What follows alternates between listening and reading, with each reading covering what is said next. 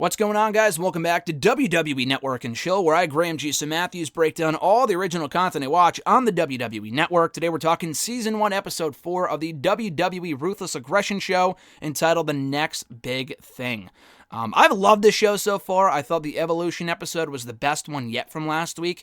This one wasn't quite as strong, probably just because there wasn't as much to get into. It's really cut and dry. Brock Lesnar's rise and not really fall in WWE. He just kind of left at his peak in 2004. They kind of quickly recap everything that he had experienced in WWE from when he debuted in 2002 up until he left in 2004. Quickly recapping him coming back, going to UFC, trying over the NFL, everything else in between, which makes this episode clocking at around 41 minutes. So a lot shorter than the Evolution one from last week. That was like an hour and 5 minutes. That was like a whole 25 minutes longer. But this was still very, very good. So we hear from Paul Heyman to kick this thing off. And he says that people tend to forget that he was only around in WWE that first time for 24 months. Yet his contributions were enormous, he says. So we see all this footage of him wrestling in high school and as a kid and in college and the NCAA. He was always a great wrestler, dating back to when he was 11. And then he quickly caught the eye of WWE talent scouts after winning the NCAA Heavyweight Championship, and that WWE needed new stars. So they signed him to a developmental deal, signed him to Louisville, the OVW territory, of course. We hear from Orton, we hear from Batista, who both call him a stud from the get-go. And that one day he just randomly practiced the shooting star press and he stood out. I mean, he nailed it because he saw someone else doing it, so he tried it and he nailed it. He killed it from the first time that he did it. And we hear from Jim Cornette too, which is cool. But he quickly grew tired of developmental and specifically the money he was earning in developmental. He knew that he was ready to be a big star. So he told WWE management or whoever that, listen, move me up or I'm leaving. I never knew that. I've never heard that story before. I thought that was interesting.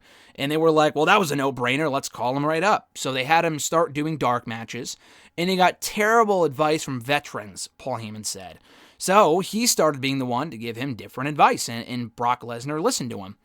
And Heyman told Vince to watch one of his dark matches. Vince loved it. So he put the two of them together as an on-air item on WWE TV the night after WrestleMania 18 in 2002. And I guess the writers, according to Brian Gewirtz, they pick, or at least did back in the day, I'm not sure if they do this anymore, but they used to pick at the beginning of every year, I'm not sure if it was the calendar year or like the day after WrestleMania, but they would pick 3 people that they wanted to get over every year as stars. And Brock was like the very first one. They knew right from the get-go he was going to be a guy that they were going to build around moving forward. We hear from Matt Hardy, who talked about he was very destructive in the ring, very hard-hitting and physical. He was very illegitimate, to put it lightly. And that Brock and Paul were just a natural fit. It just made sense. So we got thrown into the fire right away. The traditional build-up is like, oh, you kind of slowly work your way up. Brock got thrown into the fire from day one. He won King of the Ring within 2 months or 3 months of debuting in March. He was King of the Ring by June. He faced Hulk Hogan on an episode of SmackDown in August. I'm not sure if it was the go-home show for the pay-per-view for SummerSlam 2002, but it was around that time. And I'm very happy they mentioned this because this was a big part of his rise. And it just went to show how highly they thought of Brock Lesnar at that point. And Paul Heyman, that is, talked about how everyone thought Brock Lesnar was the next big thing. After watching him beat Hogan that night on SmackDown in decisive, dominant fashion, everyone now knew he was the next big thing. I guess there was a lot of talk whether he was ready or not, but Bruce Pritchard admitted there was no one else that was ready. So, I mean, even if he wasn't ready, there was no one else to fill that spot. They needed something new. They needed something fresh. Brock was that guy. So he faced The Rock for the WWE Championship at SummerSlam. The crowd was very behind Lesnar, which was not just surprising, but very eye-opening, considering that Rock was also very, very popular, even at the tail end of his in-ring career, active career in WWE. And that night, after a great match, a great show, he won the WWE Championship. He didn't care for the attention he was getting, though. He's really not about that type of stuff. And Pritchard says, hey, he probably just didn't really appreciate the magnitude of what was going on at that point with his push. He didn't really appreciate he was in the position that he was because he doesn't really care about the business. He looked at it as just that, a business. He's a very private person. He doesn't like people. I think either maybe Mark Henry or Kurt Angle actually said, I think he doesn't like people. Brock flat out said that on that Stone Cold podcast, which I don't think I've ever reviewed here for Network and Chill. I have to, because I fucking love that podcast. When Stone Cold interviewed him on the network like 5 years ago, and Lesnar flat out said, I don't like people. It's just so funny to hear him say that out loud, but it's true. He would rather just not be bothered. So anyway, we see highlights of him beating The Undertaker inside Hell in the Cell at No Mercy 02, great cell match. We see highlights of him losing the WWE Championship, the Big Show at Survivor Series 02, and having Paul Heyman kind of, leave his side, which that's the only mention that we hear of that. We never hear about how that impacted Brock, or if Brock wanted Paul Heyman by his side, if he was against the decision, if Paul was against the decision.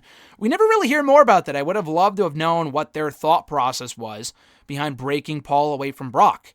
Because whether they're baby faces, heels, tweeners, whatever, even in the last 8 years, it's just a match made in heaven. Why would you ever deviate from that? You know what I mean? So anyway, we see highlights of him winning the 2003 Royal Rumble, and we hear from Becky Lynch, who says, yeah, you had a great rookie year, but what's next? How can you top that? And what was next was a WWE Championship match in the main event of WrestleMania 19 against none other than Kurt Angle. Kurt knew from the day that Brock got called up to the main roster that it would be all about him and Brock Lesnar, because they came from the same wrestling background, and they were both very excited to be headlining WrestleMania. People were very excited for the match, which is definitely a dream match. I'm sure people were saying that from the moment he got called up, that Kurt and Brock would be a match that's WrestleMania worthy, So anyway, like the thought in like Paul Heyman's mind and everyone else on the writing team and everything else was that we can begin plans now that he's a certified WrestleMania headliner, a certified WrestleMania main eventer. We can start building every Mania around this guy for the next decade, So anyway, a couple days before the show, Kurt Angle actually brought up the idea to Brock about him doing the shooting star press. So like, bust out your old finishing maneuver from Developmental. I think it would go over really well. I don't think it was Kurt, though, that pressured him into doing it. It was someone else. They talked about that on the Stone Cold podcast. I'm not sure if it was John Laurinaitis or if it was someone else, Jim Ross. I think it was John Laurinaitis. I don't remember for sure. I don't think Kurt is blamed for that. I mean, ultimately Brock went through with it, and he was the one to blame.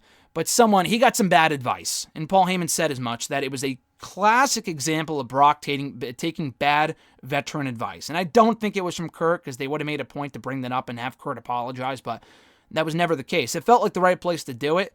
I don't really think it was Brock's fault. I mean, the move would have gone over fine had Kurt been closer.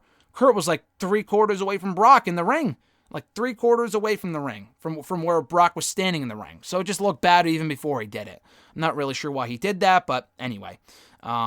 Pritchard said from the back he thought it was horrifying. He thought that he broke his neck. Everyone in the back thought he broke his neck. So anyway, thankfully he only escaped with minor injuries. But soon after that, he was WWE champion for a little while. And that's when being the WWE champion, the demands of being champion really started to weigh heavily on Brock Lesnar. And that Brock really wanted to lighten his load. But, some people get used to it. He never got used to it. He never wanted to get used to it. And they weren't really compromising him. They weren't really like, hey, we'll give you a lighter schedule, blah, blah, blah. They just weren't going to allow that to happen. That wasn't where the business was 20 years ago. Which is crazy to say that's 20 years ago, 18, 16 years ago, whatever. That's 2003, 2004. We're in 2020, so it's a long time ago at this point. Anyway, him and Kurt were two people that didn't know how to take it easy, so they were headlining and all these house shows, TVs, main events, pay-per-views, whatever, all the time, and they didn't know how to take it easy, so they were going out 250 days out of the year doing the most hectic moves that they could. They were really putting a toll on their bodies. And, he even went so far as to buy himself an airplane. He bought himself a private plane so he could travel to every city. So he didn't have to fly with other people. And then he hired a pilot to fly him around. How crazy is that? And as a result, despite that, he quickly grew to be miserable. The WWE grind eventually caused him to hit his breaking point. So he told Bruce Pritchard in 2004 that he was quitting. He had given it thought, but he said that he was not going to be talked out of it. I'll do whatever you guys want me to do. But there's nothing you could do to change my mind. And that it surprised a lot of people. A lot of people resented Brock Lesnar. Like, how could you get the biggest push of a lifetime, the biggest push of all time, and then just walk away? Not that you ever really loved this business to begin with, but how could you get to the spot that you always wanted from when you started your career and then walk away? Like, what the fuck? Like, we're in a lesser position on the roster, and you're walking away from that? I would never walk away from that. They were willing to deal with it. Brock wasn't. That's the biggest difference. And the signs were already there anyway of him being unhappy and wanting to leave. So his last match was at WrestleMania 20 in Madison Square Garden. And the writers were surprised that everyone in attendance knew about the reports of him leaving and Goldberg leaving. but they kind of underestimated that New York City was a smart crowd. The Madison Square Garden was a very smart crowd.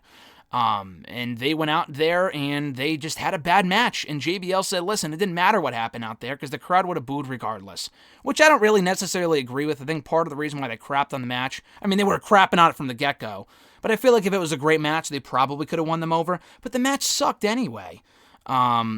So anyway, we hear from Brian Gewirtz afterward who said, hey, listen, some people were happy that Brock left because if, hey, he was miserable, if your heart's not into it, then just leave. And that's exactly what he did. He tried out for the NFL because that was always his goal, I guess. And the Minnesota Vikings invited him to their camp, and he took part in a preseason camp, or he took part in a couple preseason games. And he ended up being the last person cut before the main season, which is very impressive. I mean, he never actually played for the Vikings in an actual season, but to come that close is very impressive for a guy that had not played football since high school. That's unbelievable.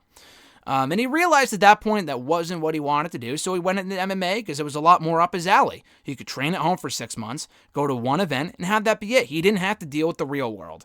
So he signed with the UFC in 2008, became heavyweight champion within a year, a box office sensation, and after conquering that world, returned to WWE in 2012, the night after WrestleMania. And not Brock Lesnar, Mark Henry had said that he was very happy that he returned home because he was more dominant than he was before. Broke The Undertaker's streak, now a multi-time WWE champion. He's now been in WWE for 4 times the amount of time that he was the first time. He's been here for 8 years at this point. He was only around for 2 years a decade and a half ago.